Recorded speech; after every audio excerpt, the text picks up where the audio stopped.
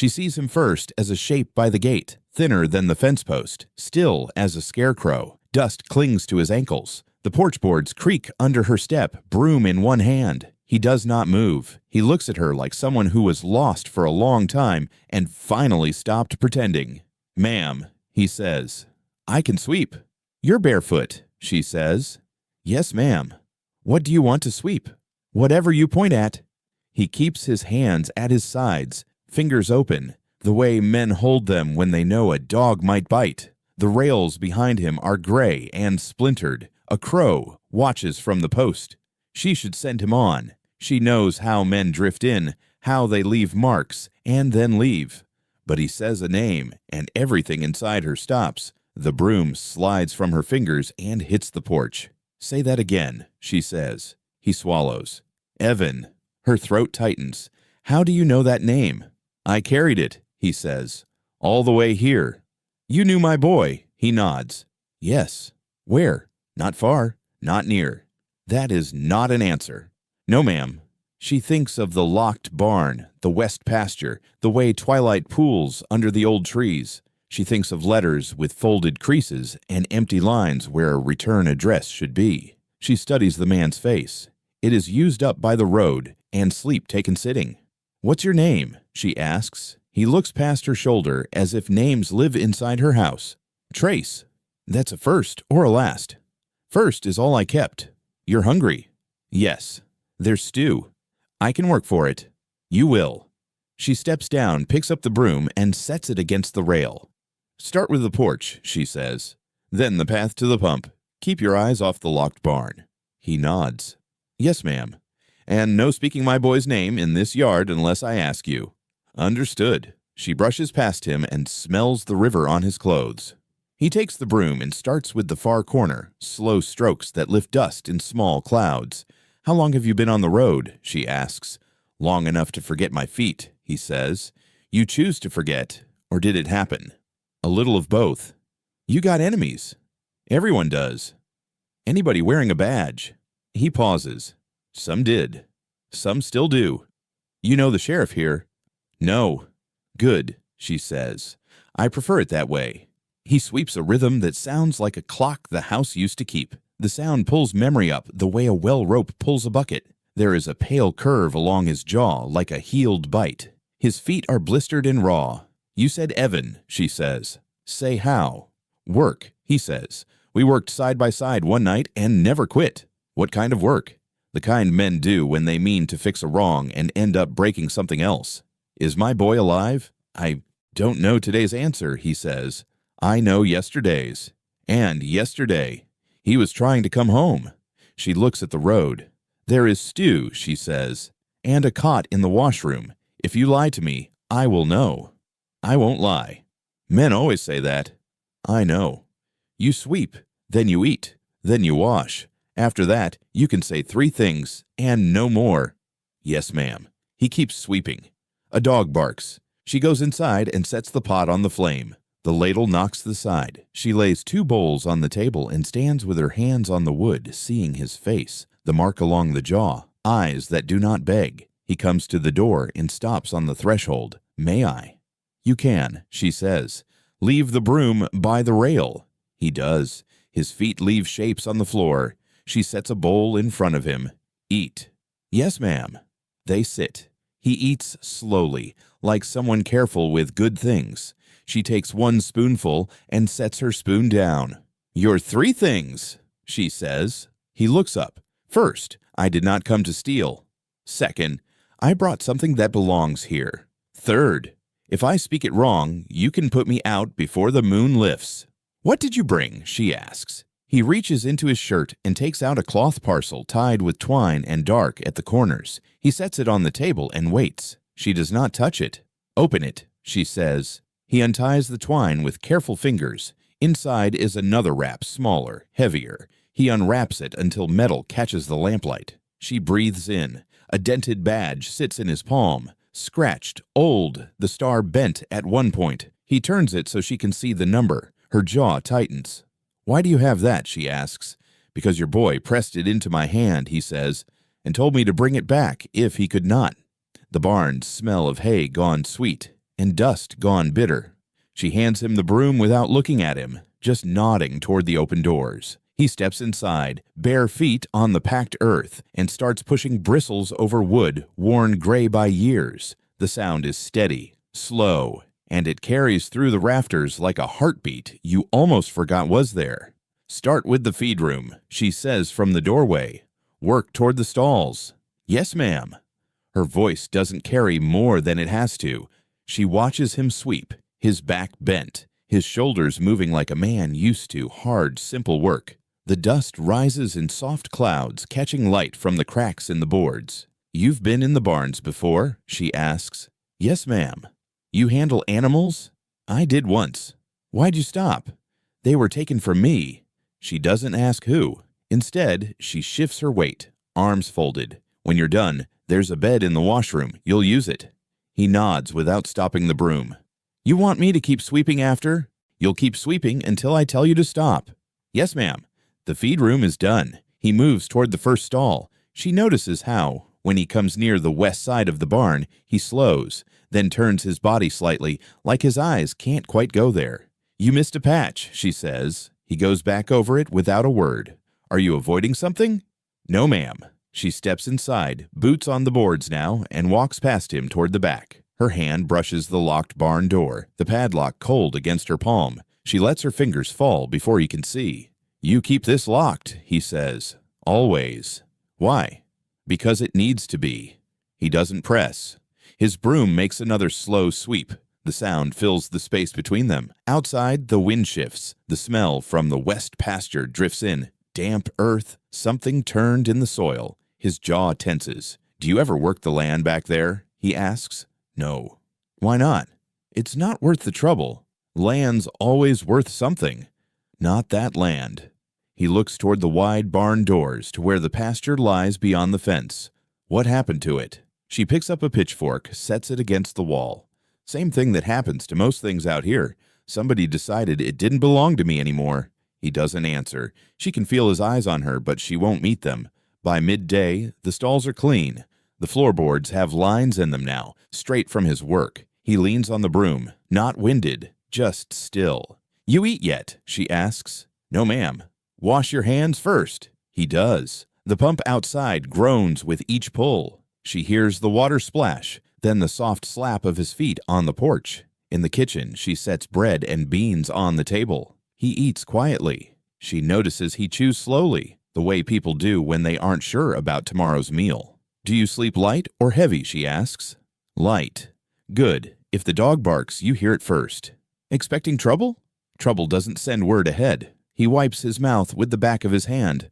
"I'll keep my ears open." She stands, picks up his empty plate. "Bed's made. Sheets are clean enough." He nods, following her down the short hall to the washroom. The bed is small, narrow, the kind meant for a hired hand. She leaves the door open behind her. "You lock your doors at night?" he asks. "I lock some of them." "You should lock everything." "I lock the ones that matter." He glances toward the front of the house. "And the barn?" "Locked before dark," she says. "Always." The broom is still in his hand. She takes it, leans it in the corner. "You start again in the morning." "Before the rooster." "Yes, ma'am." She steps out, but he calls after her. "Why'd you take me in?" She stops. "Because you said my boy's name. And if I hadn't, you'd be walking still." He nods once. "Fair."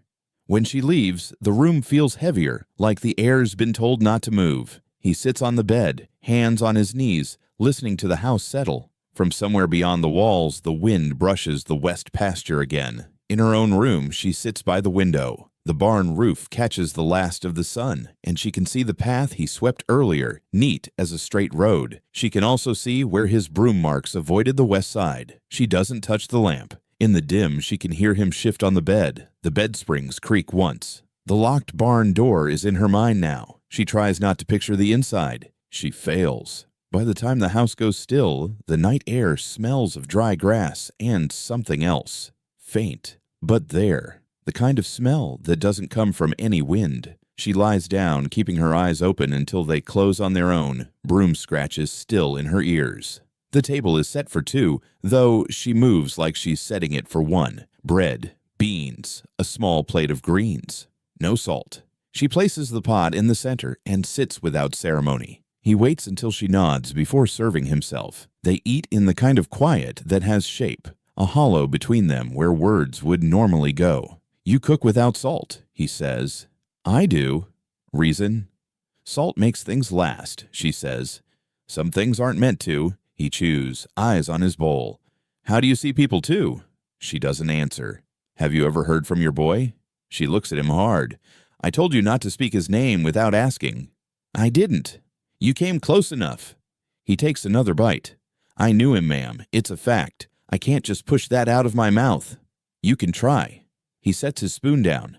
"You don't want to know what happened?" "I know what happened," she says. "You sure?" Her jaw tightens. "Eat." The air between them goes brittle. She reaches for the bread, tears it in two, pushes half toward him. Her fingers tremble, not from the heat of the bread, but from something older. He notices. "Are you shaking?" "I'm steady enough." They eat in silence for another stretch. The scrape of the spoon in his bowl is louder than it should be. Then, faint at first, there's the sound of boots on gravel outside. Slow, deliberate steps. Not his. His are bare, soft, and these have weight in them. She freezes, spoon halfway to her mouth. Her eyes shift to the door. "Expecting someone?" he asks. "No." The boots stop. A shadow moves across the front window. He puts his spoon down quietly. "Want me to open it?" "No," she says. They both listen. A knock follows, low and slow. "Who is it?" she calls. No answer. He pushes back his chair. "I'll see." "You'll sit," she says. "This is my house." The knock comes again, harder. Her hands are on the table, fingers curled. If it's the sheriff, he doesn't knock twice unless he wants something. "You think it's him?" She doesn't answer. She stands, moves to the door, and opens it just enough to see. A man in a weathered hat stands on the porch, his boots caked in mud. His eyes slid past her into the house. "Evenin'," he says. "State your business," she answers. "Just passing through. Thought I'd say hello." "Consider it said." His eyes drop to the floor. "You got company." "That's my business." He tips his hat. "As long as you know who you're feeding." "Good night," she says and closes the door. She waits until his boots crunch away before turning back to the table. "Friend of yours?" the drifter asks. "No." "Sounded like he knew you." "Everyone knows everyone here. Doesn't mean they're friends." He leans back in his chair. "Do you trust anyone?" "Not enough to keep salt in the house," she says. He studies her for a moment. "That man's not done with you. He'll be done if he's smart. And if he's not, then he'll learn the way others did." Her tone is flat, without bravado, but he hears something in it. The kind of truth you don't dress up. They finish their meal. She clears the table, stacking bowls without a sound. He stays seated, eyes drifting toward the front door. "You worried?" she asks. "Not for me." "Then for who?" He doesn't answer. When the dishes are rinsed, she hangs the towel by the stove and blows out the lamp. The kitchen drops into shadow, only the faint glow from the front room left. "Are you sleeping?" she asks. "Not yet." "Stay away from the windows." "I always do." She moves toward the hallway, her steps soft on the boards. "The bed's yours until morning. Sweep before breakfast." "Yes, ma'am." In the dim light, he watches her pause at the locked barn key hanging on the wall. Her hand hovers near it, then drops. She disappears down the hall. The house settles. Outside, the night carries the sound of boots again, farther this time, moving away. He listens until they fade completely, then sits back, the taste of saltless beans still on his tongue. In her room, she lies awake, the sound of those steps replaying in her head. The bed feels colder than it should. She keeps her eyes open, counting the boards in the ceiling until she loses count. Broom scratches still faint in her ears from the day before. The knock never comes. The latch just turns, and the door swings open with the slow confidence of someone who's never been told no. The sheriff steps inside, broad-shouldered under his coat, badge catching the lamplight like it was made to be seen. "Evenin'," he says, though it's closer tonight. She's still at the table, hands flat on the wood. "Are you planning on asking before you walk in?" "I figured we're past that." "You figured wrong." He doesn't answer. His eyes slide to the drifter who stands by the sink, shoulders angled away. "Who's this?" "Hired hand," she says. "What's his name?" The drifter doesn't speak. She keeps her eyes on the sheriff. He works. That's what matters. The sheriff steps closer, boots heavy on the boards. You don't take in strangers. Looks like I did. You know where he's from. I know enough. Is that so? The sheriff tilts his head, eyes still on the drifter. You got papers. The drifter shakes his head once. Then I'll need your name, the sheriff says. Trace, the drifter says quietly. Trace what? Just Trace. The sheriff smirks. That's not much of a name. It's the one I've got. The badge glints again as the sheriff shifts his weight. The widow sees the drifter's jaw tighten, the muscle there pulling like a knot. You've been in trouble, Trace, the sheriff asks. Not lately. Not lately, the sheriff repeats. That's not a no. That's what I said. The widow pushes back her chair. You came here for something, Sheriff. Say it and be gone. I came to make sure you're safe, he says. I'm safe. Not if you've got the wrong man under your roof. I choose who's under my roof. The sheriff's eyes narrow, a smile without warmth. Some choices cost more than others. She steps between him and the drifter. You finished? Not quite. He glances toward the west pasture through the window. Funny thing, I saw footprints heading that way this morning. Barefoot. You know anything about that? The drifter's eyes drop to the floor. I've got animals out there, she says. Hands go out to check on them. Barefoot, the sheriff asks. Shoes don't grow on trees. The sheriff chuckles, but it's a dry sound. Are you still keeping that barn locked? Always. Good. Some things ought to stay shut. His gaze lingers a beat too long, then he looks back at the drifter. If you're staying on, you'll need to come by the office. We like to know who's on our land. I'm just working, Trace says. Work can lead to other things. I'm not looking for trouble. Trouble doesn't care what you're looking for. The widow steps forward. He'll work here. He won't bother you. The sheriff studies her, his eyes searching for something under her words. You always did have a way of keeping secrets, he says. I keep what's mine. He nods slowly. Fair enough. He turns to go, but stops at the door. One more thing. That man in the hat came by town this morning. Said he paid you a visit. He did, she says. You ought to choose who you open the door to. I chose to close it. The sheriff tips his hat, a gesture that feels more like a warning than a goodbye. Watch yourself, widow. He leaves without another word, the door swinging shut behind him. The sound of his boots fades into the night. For a long moment, the only sound is the faint tick of the clock on the wall. You know him well? Trace asks. Well enough to know when he's circling. He's not just circling you. I know. You're going to tell me why he looked at that barn like that? No. Trace studies her, but her eyes are fixed on the door. You think he'll be back? He'll be back, she says. Men like him always are. Trace exhales slowly, rubbing the back of his neck. I don't like the way he looked at you. You don't have to. He glances toward the locked barn. And I don't like the way he looked at that door. She doesn't answer. She moves past him, takes the broom from the corner, and leans it against the wall. Get some sleep, she says. You start early.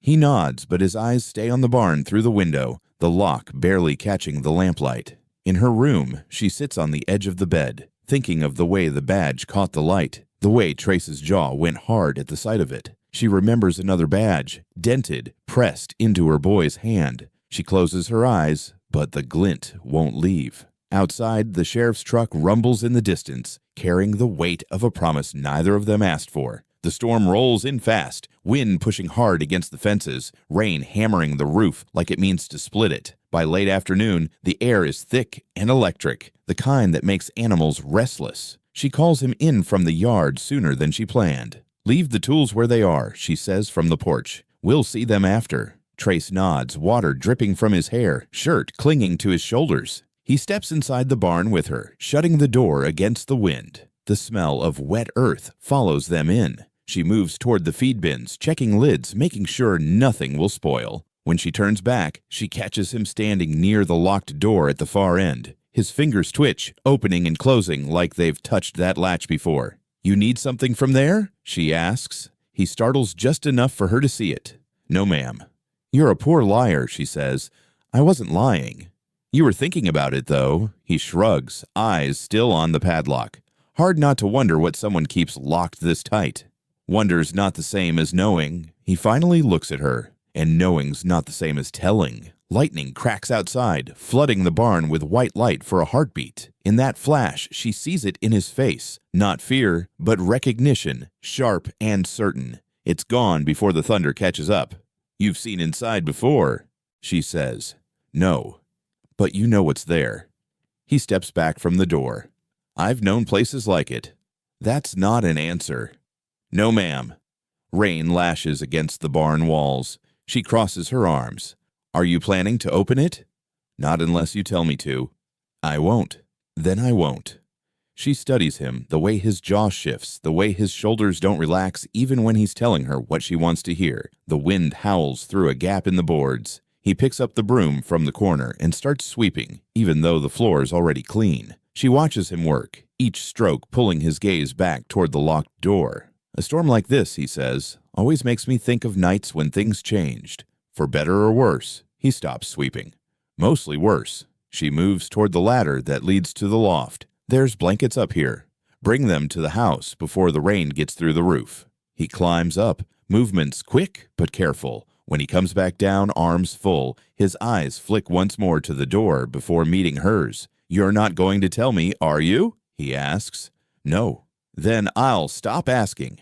"You won't," she says. He gives a faint smile. "Maybe not." They step out into the storm together, running for the house. The rain stings against their faces, mud grabbing at their feet. Inside, she sets the blankets down by the stove, and he kneels to light a fire. The match flares, shadows dancing against the walls. "You lock that barn every night," he says, not looking at her. "Every night," she confirms. "And if someone broke it open, they wouldn't like what they found." "Neither would you," he says quietly. Her eyes narrow. "Are you sure about that?" "Sure enough to keep my distance." The fire catches, heat building. She sits at the table, listening to the rain drum against the windows. He stays on the floor by the stove, hands open to the warmth, head turned toward the sound of the storm. After a while, he says, "That sheriff, he's got a way of looking at things like they belong to him." "They used to," she says. "What about the barn?" "Especially the barn." He leans back on his heels. "Why do you keep it locked?" "I keep it locked because I can." Lightning flashes again, brighter this time, throwing his shadow against the wall. In the brief light, she swears she sees his hand move like it's reaching for a latch that isn't there. When the thunder fades, she says, "You should get some rest. The storm might keep you up." "The storm won't bother me." "Do you sleep through anything?" "Not everything." She stands, picks up the blankets, and drops one onto the chair near him. "For tonight," she says. "The bed will be cold." He nods, unfolding it without a word. As she heads down the hall, she glances back. His eyes are on the window, but his body is angled toward the barn outside, like the lock is still calling to him through the rain. By the time she lies down, the wind has shifted, whistling through the cracks in the siding. She closes her eyes, but the image of his face in the lightning stays with her. Not afraid, not curious, but certain of what waits behind that door. The fire in the stove is low but steady, its heat pulling the damp from the room. Rain keeps at the roof in hard, uneven bursts like it's trying to break through. She sits in her chair with her hands wrapped around a mug that's gone warm, but not hot. He sits on the floor by the stove, elbows on his knees, watching the flames through the small iron door. "Are you ever going to tell me?" she asks. "How did you know my boy?" His eyes stay on the fire. "You sure you want to know?" "I wouldn't ask if I wasn't." He shifts, leaning one forearm on his knee. "It was a night a long while back, not the kind you forget, even when you want to." She waits. The rain fills the silence between them. "We were in a place that didn't belong to us," he says finally. "Your boy and me. We were trying to set something right." "What kind of place?" He exhales slowly. "A room full of things that didn't belong to the man who kept them. Papers, money, pieces of life. Some of it was worth more than gold. Some of it was worth nothing, unless it was yours. And we took what we could, left the rest." He said it was the first time in months he'd felt like he could breathe. Her fingers tighten on the mug. "And after." He looks at her then, just for a second. "After, we heard boots. More than 2 sets. We ran. He told me to go left. He went right." Her breath catches. "And you didn't follow." "I couldn't." There was a wall between us, and men on both sides. Lightning flashes, the window glass shivering. I never saw him again, he says. Not with my eyes, but I heard. He stops, the rest of the sentence lodged somewhere deep. You heard what? He opens his mouth, but then his head tilts, listening. The rain hasn't stopped, but now there's something else. A low, steady rumble under it. Tires on wet dirt. Truck, he says. She hears it too.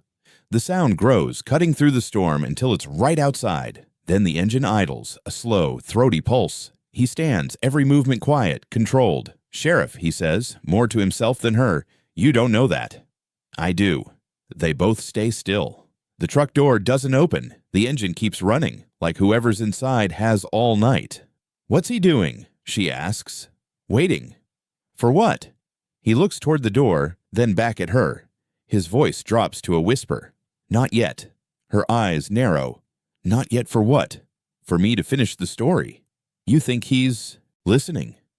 I think he knows when a man's close to talking. The rain beats harder, as if it's trying to drown out the engine, but the sound stays, steady, unhurried. She sets her mug down, stands. I'll tell him to go. Don't, he says quickly. Not unless you want him to know you're bothered. I am bothered. That's what he wants. She crosses her arms. You think you can just sit here and let him breathe down my neck? I've had worse breathing down mine. The engine revs once, not loud, just enough to remind them it's still there. He moves closer to the stove, lowering his voice further. Your boy. He didn't run because he was scared. He ran because he was trying to pull them off me. Her throat tightens. And it worked? For me, yes. And for him? He looks at her, but his eyes give nothing away. Not yet, he says again. The truck door finally opens. Boots hit the mud. Slow steps. Deliberate, moving just enough to be heard. They stop short of the porch. Neither of them speaks. The steps turn back, the truck door shuts, and the engine starts to pull away. The sound fades into the storm until it's gone. Only then does he sit back down. You were about to tell me, she says. I was about to tell you too much, he replies. And now, I think you should wait. For what? For the day you're ready to hear the part that'll keep you from sleeping. I've had plenty of nights like that. Not like this one, he says. She studies him, the way his shoulders stay tight, the way his hand rests near the knife on his belt without him thinking about it. You keep holding back, she says. And I'm going to start thinking you had more to do with his leaving than you're saying. His jaw tightens. Think what you want. Just know I came here because of what he asked me to do. And what's that? Bring something back to you, he says, and keep you breathing long enough to take it. The rain softens a little, tapping instead of hammering. She feels the weight of his words, but doesn't let it show. Fire's low, she says at last. I'll see to it. As he feeds the stove, the light catches his face, and she sees it again, the look he had in the barn when the lightning flashed. Not fear, not guilt. Recognition. Recognition of something that still waits to be spoken. The knock comes this time, but it's not polite. 2 hard raps, and the door pushes open before she can reach it. The sheriff steps in, shaking rain from his coat, boots thick with mud. Each step leaves a dark print across her clean floorboards. Afternoon, he says, though the light outside says otherwise. She stays by the counter, arms crossed. You don't have to track half the yard through my kitchen. He glances down at the mud. Adds character. What do you want? He lets his eyes wander over the room before landing on her. Where's your new hand? In the barn, she says without pause. Sleeping out there. He prefers it. The sheriff smirks like he can smell the lie. You always were generous with the truth. She doesn't answer. You sure you know who you're keeping here? He asks. I know enough. That's what you said last time. And it was still true. He steps closer, his boots making the boards groan. Men like him don't drift without a reason. You should find out what this is. I will, she says. You'll be quicker if you ask the right questions. And you'd know what those are. I've had practice. She tilts her head toward the door. You done? His smile is small and sharp. For now. He tips his hat, turns and leaves, letting the door hang open just long enough for the wind to blow in a wet gust. She shuts it, stands still, listening to the sound of his truck pull away. The mud he's left looks darker than it should under the lamplight. She crouches to wipe it, but her cloth catches on something dry and rough. It's not all mud. The smear is faint, rusty in color. Blood, not fresh, but not old enough to be forgotten. It trails toward the hallway, stopping just shy of the shadow pooling at its edge. She straightens slowly. Trace. From the dark, he steps forward. His hair is damp, eyes fixed on her, and in his hands is something wrapped in cloth, the same weathered fabric she's seen before, corners fraying, tied with a strip of leather. "What's that?" she asks. He doesn't answer. Trace. He sets it on the table between them, careful, like it might fall apart if he lets it drop. "You were in here when he came?" she asks. "Yes." "Why didn't I see you?" "I stayed out of sight." "Why?" "Because I don't like the way he looks at me." She glances down at the smear again. "And the blood?" His jaw tightens. "Not mine." "Is that supposed to make me feel better?" "No, ma'am." She unties the leather strip, but he lays a hand on hers, stopping her. "You don't want to open it now." "Are you keeping something from me again?" "I'm keeping you from what comes next too soon." "Too soon for who?" "For both of us." She pulls her hand back, eyes narrowing. "Have you carried this around since you got here?" "Longer." "How much longer?" "Since the night your boy and I ran." Her chest tightens, but she keeps her voice even. "And you think I'm not ready to see what's inside?" "I know you're not ready for what it means." Lightning flares outside, the shadows in the room shifting quickly across the walls. His face stays still, eyes holding hers, but there's something in them. The same recognition she's caught before. "You're bleeding somewhere," she says. Suddenly, he shakes his head. "Not mine," he repeats. "Then whose?" He looks toward the door the sheriff just left through. "A man who won't forget what happened tonight." Her fingers drum once on the table. "Are you telling me he's going to be back?" "I'm telling you he never really leaves." She glances at the wrapped bundle again, then back at him. "You're going to have to show me sooner or later." "I will," he says, "when the ground's right for it." She doesn't like the answer, but she lets it stand. "For now." "Get that blood off my floor," she says. "Yes, ma'am." He fetches a rag from the sink, crouches where the smear darkens the boards. As he scrubs, the rain starts up again, hard and sudden. She watches him work. The bundle's still on the table, its weight pressing into the wood. By the time the floor is clean, the wind has shifted, rattling the windows in their frames. He stands, glances at the bundle once, then carries it back into the shadows without another word. She stays where she is, listening to the rain, her eyes on the spot where it sat. The boards there feel colder under her bare feet. Like they remember, she waits until the wind settles before calling him back into the kitchen. The bundle's still in his hands, leather strip loose, cloth edges damp from the storm that slipped in when the sheriff left. He stands by the table like he's deciding whether to set it down or walk away with it forever. "Put it here," she says. He does, slow, deliberate. "Open it," she tells him. His fingers work the leather free, unfolding the rag layer by layer. Dust shakes loose, catching in the lamplight. When the last fold falls back, the metal inside catches her eye. Dull silver, edges worn, one tip bent inward like it's been stepped on. The star in its center is faint, but the number stamped across the middle is clear enough. "That's not the sheriff's," she says. "No, ma'am." "Whose is it?" He runs a thumb over the bend. "A man named Harlan Briggs, sheriff here before the one you've got now." She looks up sharply. "Briggs has been dead for nearly 12 years. "I know." "She hasn't touched it yet." "How'd you get it?" "Your boy gave it to me." Her voice goes flat. "When?" "The night everything went wrong." The rain outside feels louder suddenly, drumming on the roof in a hard, steady rhythm. She keeps her eyes on him. "Say what you mean." He pulls out the chair across from her but doesn't sit. "We were supposed to take back something that didn't belong to the man holding it. Your boy said it had to be done quietly. We went in through the back, waited until the lamps were out." She feels her pulse in her ears. "And we found more than we came for.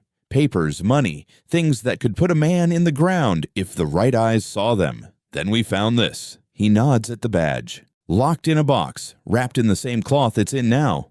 "Why would he keep that?" she asks. "Because it was proof." "Of what?" "That Harlan Briggs didn't just die. He was killed."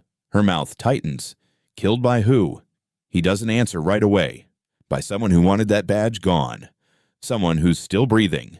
Lightning flares, washing the room in white. She studies him in the brief brightness. His eyes aren't just telling a story, they're remembering it. You were there, she says. I was. And you left my boy. I didn't leave him, he says sharply. He told me to run. Said they'd catch him before me. And you listened. If I hadn't, we'd both be dead. He knew it. So I took the badge and the papers we found, and I got out. She leans back in her chair, eyes on the dented metal. And you've carried it all this time. Yes, ma'am.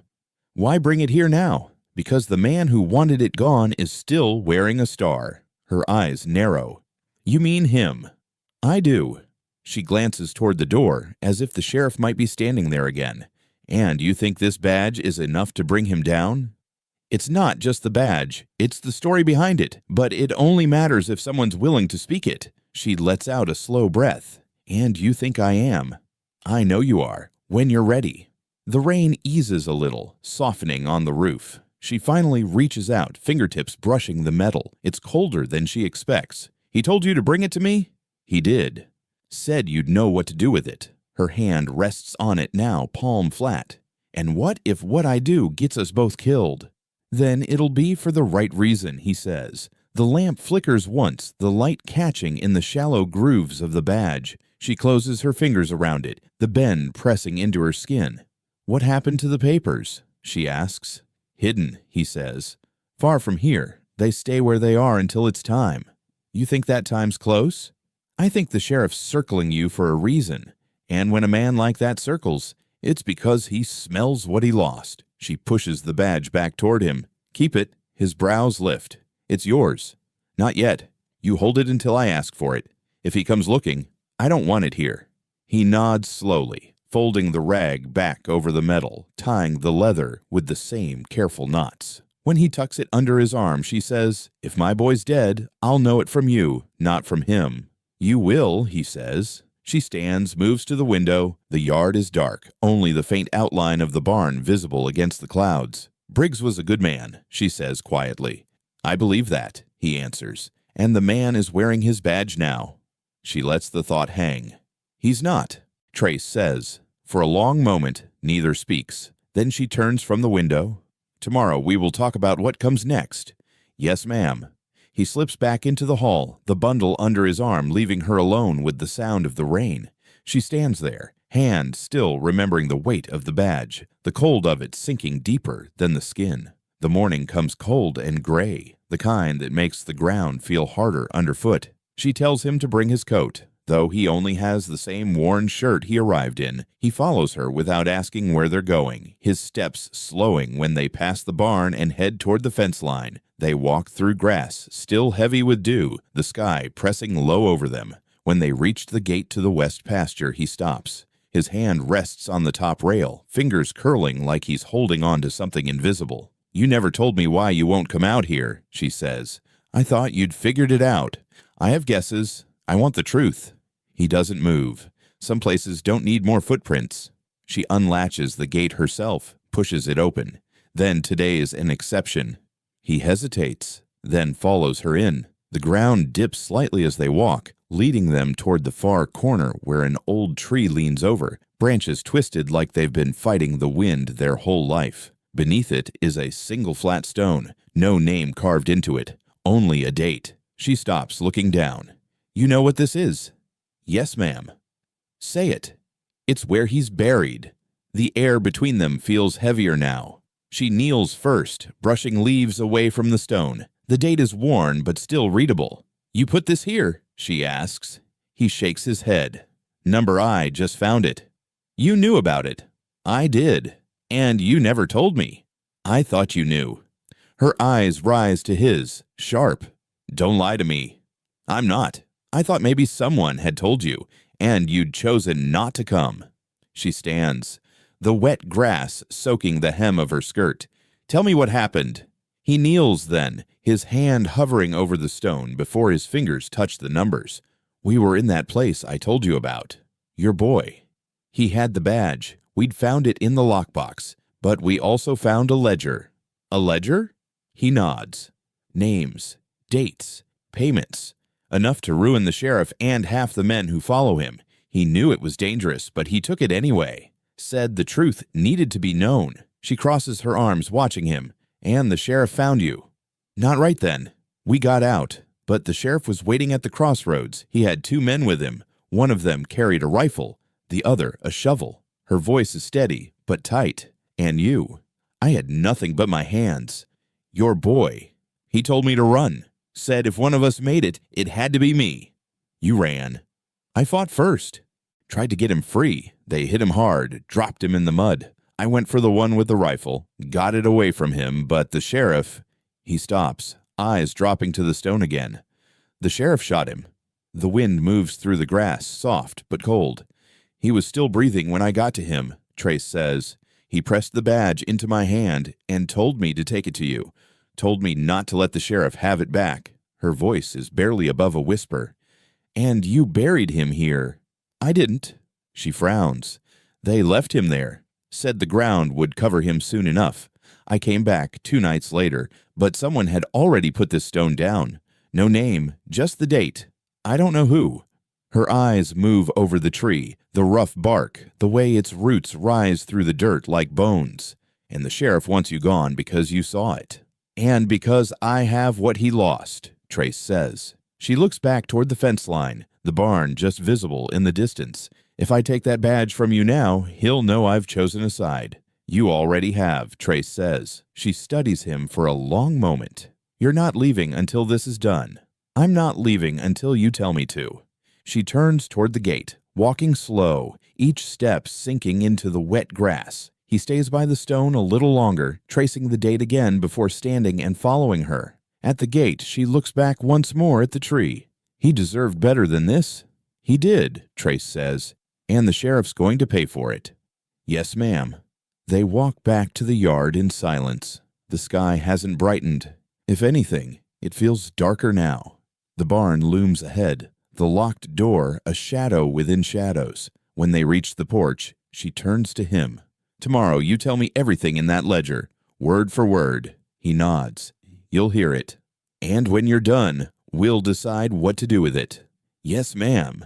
Inside, she wipes the damp from her hands, the image of the nameless stone fixed in her mind. She doesn't light the lamp right away, letting the dim hold a little longer, as if the truth they'd just spoken still needs the dark to survive. The first thing she hears is not the fire, but the crack of wood, sharp enough to pull her out of sleep. Then the light comes, a flicker against the window that doesn't belong to the moon. She's on her feet before she can think, pulling her coat over her nightdress, bare feet hitting the cold floor. When she steps onto the porch, the barn is already lit from the inside, flames running up the walls like they've been waiting their whole life to climb. The lock on the door is gone, metal twisted and black. Trace, she calls, voice cutting through the wind. He's already in the yard, coming from the side of the house, eyes wide, bare-chested, smoke catching in his hair. Get back inside, he shouts. It's the barn. I see it. She moves toward him, but the sound of an engine pulls both their heads toward the road. Headlights slash across the yard, and the sheriff's truck skids to a stop before the flames have even reached the roof. Too fast. He steps out, one hand already on the butt of his gun. I knew it, he shouts over the roar of the fire. Knew you'd bring trouble. Trace doesn't look at him. Get water, he yells to her. There's no putting this out, the sheriff says, walking closer. Not with what's in there. Her eyes snap to him.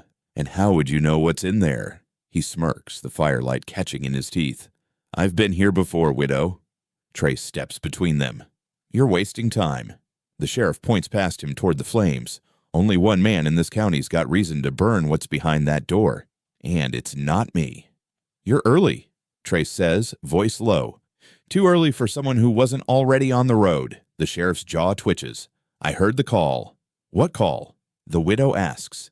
He doesn't answer, just tips his head toward the fire. Barn's a loss. Let it go before it takes the house. Through the smoke, she sees a shape moving at the far side of the pasture. Low, fast, gone in the dark before she can be sure. Not Trace, not the sheriff. Someone else. She looks back at the sheriff, and the smirk is gone. Replaced by something harder. He knows she's seen it. You get inside, he tells her. Let me handle this.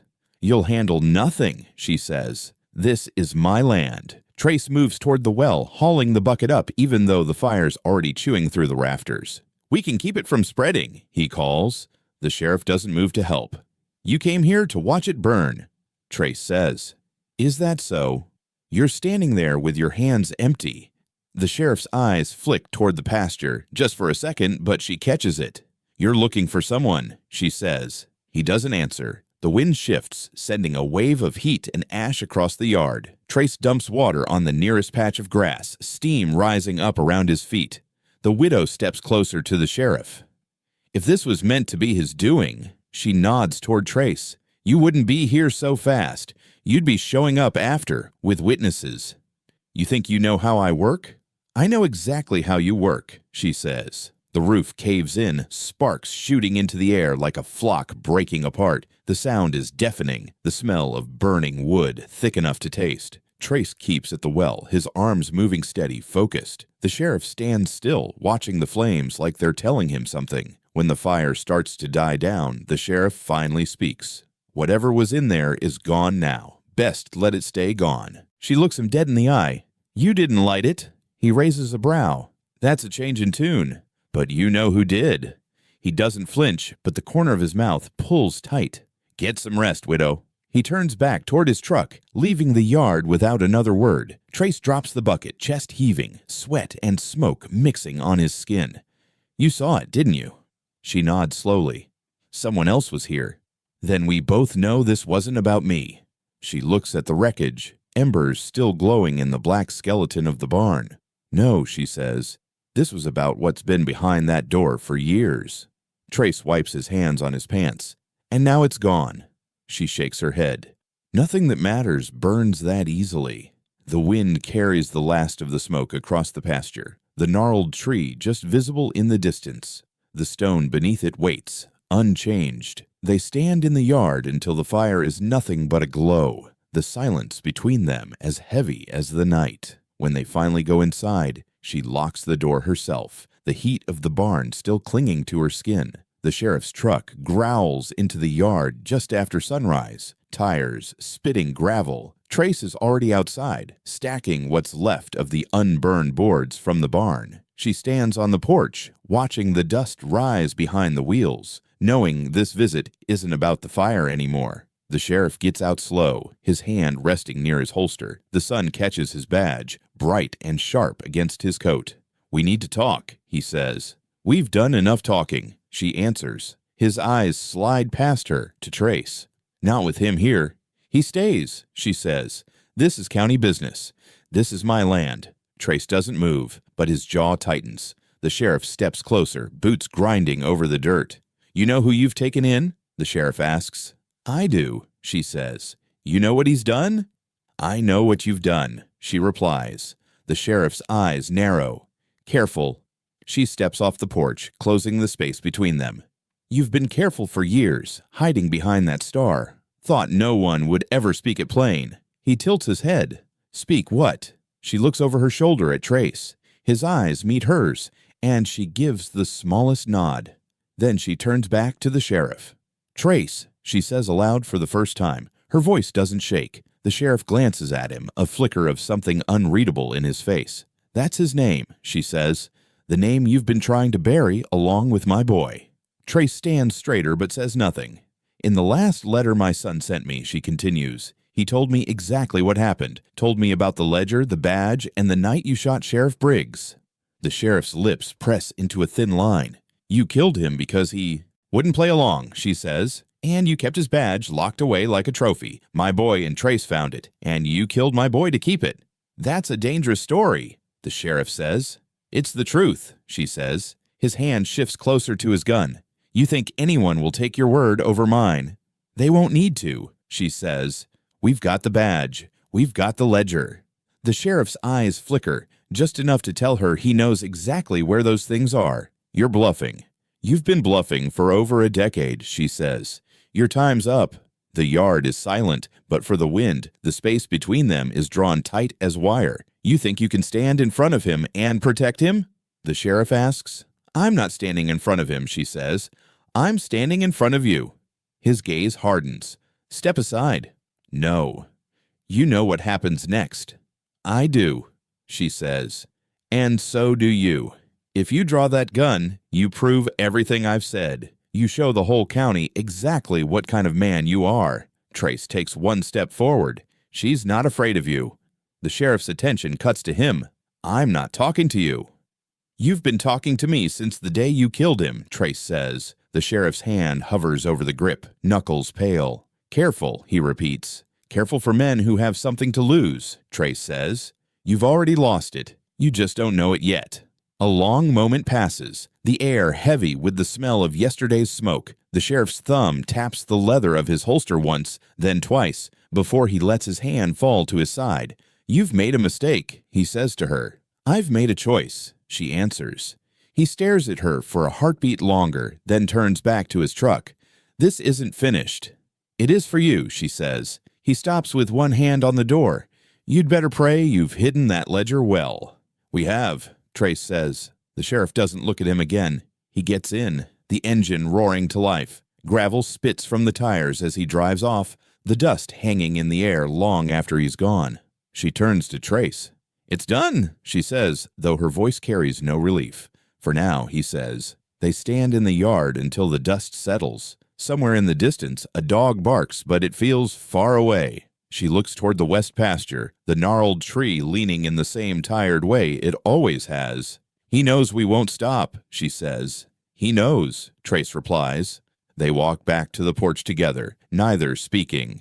The truth has been spoken aloud now, and it hangs between them like the last thread, keeping the whole thing from unraveling. The light comes slow, thin at first, then spilling over the hills until it catches what's left of the barn. Nothing stands but the frame of the doorway, black and bent. The rest is ash, still warm under the morning air. Smoke curls in faint, lazy threads, as if even the fire is too tired to fight anymore. She stands at the porch rail, coat pulled tight, watching it. Trace is in the yard, dragging the last unburned beam away from the ruin. His hands are gray with soot. Neither of them speaks. The sheriff's truck is gone. No tire tracks linger. The rain in the night took them. His shadow, though, that will take longer to wash away.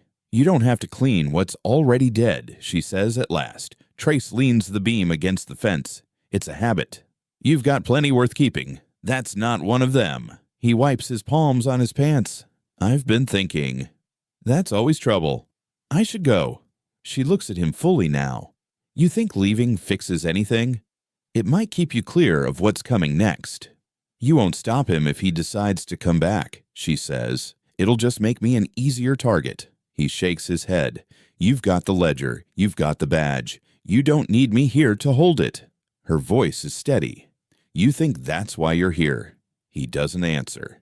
You're here because my boy asked you to be, she says. And until I tell you differently, that doesn't change. The wind moves across the pasture, carrying the faint scent of burned wood. He glances toward the gnarled tree in the distance. I don't want to bring more trouble on you. You already did, she says, not unkindly. A quiet falls between them, broken only by the sound of the gate at the end of the road rattling in the breeze. If I stay, he says, he'll come for both of us. If you go, she says, he'll come for me alone. He exhales, long and slow, then looks back at the barn's remains. You sure you want the fight that's coming? I've been in it for years, she says. You just walked into the middle of it. He studies her, the hard lines in her face softened only by the morning light. You're not afraid. Fear doesn't change the ending, she says. He nods once, then turns toward the house. I'll get my things. When he comes back out, it's not much, just a shirt, a coat, and the bundle tied in leather. His feet are bare, same as the day he arrived. He stops at the porch steps. You could take shoes, she says. I'd rather feel the ground. She walks him to the gate. The air feels heavy, like the land knows something is shifting. You're not locking it behind me? He asks. It stays open, she says, for when you come back. He glances at her, then at the road stretching out ahead. You think I will? I know you will, she says. They stand there for a moment, the silence between them thicker than anything they've said. Finally, he starts down the road. The dirt is cold. Under his feet, each step kicking up the faintest trace of dust. She watches him go, her hands resting on the top rail of the gate. When he's far enough that the morning haze starts to take him, she speaks. "Evan," she says, her son's name, clear and steady. Trace stops. For a moment, she thinks the wind will carry it away before it reaches him. But then he turns, slow, eyes meeting hers across the distance. "Yes, ma'am," he says. The sound of it, his voice without hesitation, without the weight it's carried since the day he came, settles into her like something finished. He gives a small nod, then turns back to the road. She stays at the gate until he's gone from sight, the rail cool under her palms. Behind her, the barn's ashes shift in the breeze, scattering across the yard. The land feels different now, lighter somehow, though the fight isn't done. She knows the sheriff's shadow will still fall here. She knows the truth will demand more than it's already taken. But the gate is open, and that, for now, is enough.